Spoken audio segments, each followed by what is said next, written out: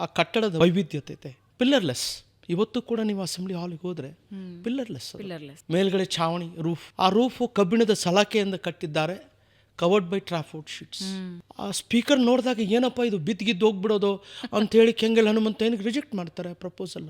ಆದರೆ ಕೆಂಗಲ್ ಹನುಮಂತ ಹೇಳ್ತಾರೆ, ಈ ಕಟ್ಟಡಕ್ಕೆ ವಿನ್ಯಾಸ ಮಾಡಿದವರು BR Manikyam. How it started sir, ಹೆಂಗೆ ಶುರು ಆಯಿತು? ಹಿಂದೆ ಹೌಸ್ ಕಮಿಟಿ ಇತ್ತಿತ್ತು. ಆ ಹೌಸ್ ಕಮಿಟಿ ಈಗಾಗಲೇ ಒಂದು ನಿರ್ಣಯ ಮಾಡಿತ್ತು, ನಮಗೆ ವಿಶೇಷವಾಗಿರತಕ್ಕಂಥ ಶಾಸಕಾಂಗ ಕಟ್ಟಡ ಬೇಕು ಅಂತ. ಆಗ ಪ್ರಜಾಪ್ರಭುತ್ವಕ್ಕೆ ಬರ್ತೀವಿ ನಾವು, ಇದೇ KC ರೆಡ್ಡಿ ಅವರು ರೆಸ್ಪಾನ್ಸಿಬಲ್ ಗವರ್ಮೆಂಟ್ ಬೇಕು ಅಂತ ಹೇಳಿ ಪ್ರಜಾಪ್ರಭುತ್ವದ ಹಿನ್ನೆಲೆಯಲ್ಲಿ ಮೊಟ್ಟ ಮೊದಲನೇ ನಾಮಾಂಕಿತ ಮುಖ್ಯಮಂತ್ರಿ ಹಾಕ್ತಾರೆ. ಆ ಮುಖ್ಯಮಂತ್ರಿ ಆದಾಗ ಎಲ್ಲೋ ಮೈಸೂರು ಕ್ಯಾಪಿಟಲ್ ಇರೋದು ಬೆಂಗಳೂರಿಗೆ ಶಿಫ್ಟ್ ಆಗುತ್ತೆ. ನಮಗೊಂದು ಪರ್ಮನೆಂಟ್ ಆಗಿರತಕ್ಕಂಥದ್ದು, ನಾವು ಅಲ್ಲಿಂದ ಇಲ್ಲಿಂದ ಹೋಗೋಕೆ ಮಾಡೋಕ್ಕಾಗಲ್ಲ ಅಂತ ಒಂದು ಡಿಮ್ಯಾಂಡ್ ಇಡ್ತಾರೆ.